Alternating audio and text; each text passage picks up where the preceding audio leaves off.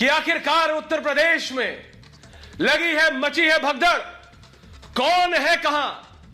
आखिरकार उत्तर प्रदेश की जनता यह पूछ रही है कि यह 2022 का इलेक्शन में कोई दो राय नहीं कि योगी आदित्यनाथ भारतीय जनता पार्टी के जो मुख्यमंत्री हैं इस समय वर्तमान में उत्तर प्रदेश के, उनके खिलाफ अगर कोई टक्कर देने की सोच रहा है तो वो अखिलेश यादव है। लेकिन हमने देखा, अगर पिछले 2-3 दिन की, दर्शकों में आपसे बात कर रहा हूं, अगर पिछले 2-3 दिन की बात छोड़ दी जाए, पिछले 72-96 घंटे आप भूल जाइए, तो सपा ने ऐसी हवा बनाने की कोशिश की थी, ऐसी हवा बनाने की कोशिश की कि साहब पूरी की पूरी भारतीय जनता पार्टी और उत्तर प्रदेश सरकार यानी योगी आदित्यनाथ की कैबिनेट मानो समाजवादी पार्टी में शामिल हो गई। स्वामी प्रसाद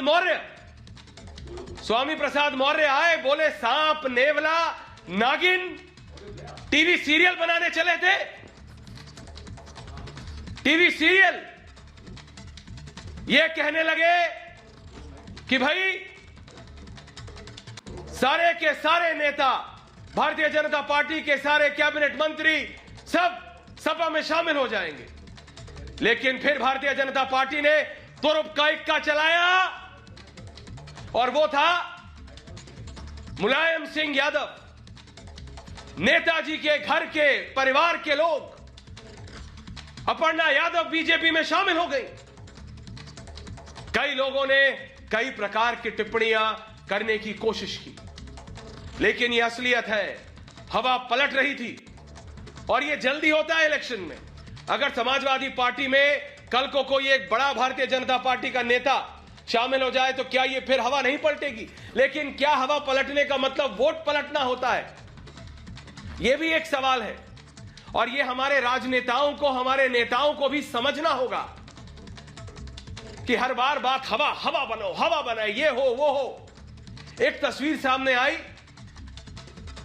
अपर्णा यादव जी भारतीय जनता पार्टी में शामिल होने के बाद जब वापस लखनऊ पहुंची, डायरेक्टर साहब वो तस्वीर चलाइए नेताजी के पैर छूते हुए। अपर्णा यादव नेताजी का आशीर्वाद ले रही हैं। किसी एक, हर एक भारतीय घर में, हर एक भारतीय घर में यह चीज बहुत कॉमन है, बहुत कॉमन है, बहुत आम बात है। एक बहू एक ससुर का आशीर्वाद ले रही है, पिता समान ससुर का आशीर्वाद ले रही है, यह आम है। लेकिन राजनीति में हर एक तस्वीर, हर एक क्षण, हर एक पल का एक मतलब होता है और यह भी एक असलियत है।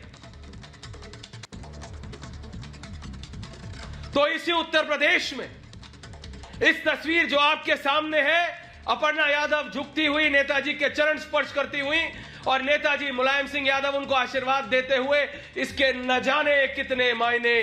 क्या नेताजी ने बीजेपी को सपोर्ट कर दिया? क्या बीजेपी में शामिल होने के लिए नेताजी ने ही अपर्णा यादव को आशीर्वाद दिया? बीजेपी सपा कह रही है नहीं, वो अलग है, वो बीजेपी कह रही है ये अलग है। अलग अलग मायने निकाले जा रहे हैं, अलग अलग मतलब निकाले जा रहे हैं। लेकिन असलियत तो भारतीय जनता पार्टी और समाजवादी पार्टी दोनों को पता है। क्या भारतीय जनता पार्टी के वरिष्ठतम नेता पूनावाला साहब आज बैठे हमारे साथ पैनल में आएंगे, तो वहीं समाजवादी पार्टी के आधिकारिक ऑफिशियल प्रवक्ता काका जी भी हैं। दोनों तरफ पूरा बहस होगी, लेकिन ना बीजेपी कह सकती है और ना सपा। क्या अपर्णा यादव इतनी बड़ी नेत्री हैं, जड़ का इतना सपोर्ट है उनके पास कि बीजेपी कह रही है कि सब पलट जाएगा? जैसे जब स्वामी प्रसाद मौर्य गए तो उन्होंने कहा बीजेपी को निस्तो नाबूद कर दूंगा। जिस सरकार में 5 साल थे, 4 साल 11 महीने 30 दिन थे, उसे 31वें दिन जाके सपा में जाके स्वामी प्रसाद मौर्य निस्तो नाबूद कर रहे थे। तो मेरा जो लार्जर सवाल था वो ये है कि ना एक अपर्णा यादव और ना स्वामी प्रसाद मौर्य कुछ बहुत बड़ा बिगाड़ देंगे उत्तर प्रदेश और देश की जनता। और ये बात सिर्फ उत्तर प्रदेश तक सीमित नहीं है, उत्तराखंड भाई अनडिवाइडेड उत्तर प्रदेश का ही तो पार्ट था। उत्तराखंड में हरक सिंह रावत बीजेपी छोड़ के कांग्रेस ज्वाइन करते हैं। तो क्या हरीश रावत जो उनके चिर प्रतिद्वंद्वी हैं, उनके बिल्कुल खिलाफत, भाई साहब 5 दिन हरक सिंह को नाको चने चबवा दिए उन्होंने। ज्वाइन नहीं करने दी कांग्रेस पार्टी, जब तक हरीश रावत के टर्म्स एंड कंडीशंस पे हरक रावत मान नहीं गए। तो क्या एक व्यक्ति के ज्वाइन करने से कांग्रेस अब सत्तारूढ़ हो जाएगी, सत्ता में आ जाएगी? या एक नेता के जाने से धामी जी की सरकार अगली बार नहीं बनेगी? ऐसा नहीं होता। यह देश की जनता को समझना है दर्शकों, यह आपको और हमें समझ। जो लोग आखिरी दिन में, पहले दिन से जिस दिन स्वामी प्रसाद मौर्य का आया है, मैं कह रहा हूं ये आखिरी क्षण पर बदलने वाले लोग, चाहे वो कोई भी हो, इंक्लूडिंग अपर्णा यादव, ये हवा बनाने के लिए हो रहा है। वो समाजवादी पार्टी जो अब तक कह रही थी कि भाई देखो 11 मंत्री, 12 विधायक, ये वो फलाना ठिकाना, दुनिया भर बीजेपी को छोड़ के बाबा की कैबिनेट से निकल के इधर आ रहे हैं, वो सब चुप हो गए। सब चुप हो गए। किस लिए? क्योंकि अपर्णा यादव खुद बीजेपी में आ गई। लेकिन वोट जनता किस पर देगी? काम पर कि नेता की कूद फांद पर? आप वोट किसको देंगे?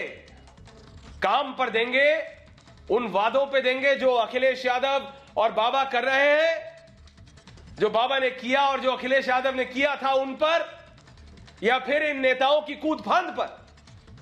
अगर कूद फांद की माने तो आज प्रियंका गांधी आ गई थी। आज प्रियंका गांधी एक पत्रकार वार्ता कर रही थी दर्शकों, उनसे पूछा गया कि भाई कांग्रेस का मुख्यमंत्री का उम्मीदवार कौन है? तो सोचिए क्या कहा होगा उन्होंने। सोच से पर उन्होंने कहा किसकी तस्वीर दिखती है आपको? सारे पोस्टरों पे तो मेरी ही तस्वीर है। तो ये जो सेल्फ प्रोक्लेम्ड भी लेता है, और ये सब उत्तर प्रदेश की राजनीति में हो रहा है, जनता देख रही है।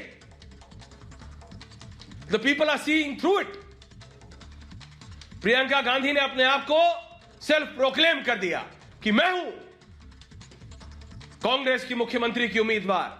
हालांकि जब पत्रकारों ने उनसे दोबारा पूछा कि मैम इलेक्शन में लड़ रही हैं या ऊपर से पैरा ड्रॉप होंगी आप, तो उन्होंने कहा अभी समय आने दो। बात यह है कि जनता देख सकती है। ये 2022 का भारत है और 2022 का भारत बहुत परिपक्व है। वो देख लेता है। ये नहीं कि एक राजनेता ने कुछ कह दिया तो आंख मूंद के मान लो। ये बात स्वामी प्रसाद मौर्य को भी समझ आनी चाहिए और अपर्णा यादव को भी, प्रियंका गांधी वाड्रा को भी। इलेक्शन लड़ रही है या नहीं ये नहीं पता। मुख्यमंत्री बनने के लिए चेहरा मेरा है, काम की बात कुछ नहीं। क्या करूंगी, क्या करती हूं, लड़की हूं, लड़ सकती हूं, ये सब बात की जा रही थी। दिखाया हमने प्रियंका मौर्य की क्या हालत है आपको? दिखाया कि नहीं? तो इसी पे है आज पूछता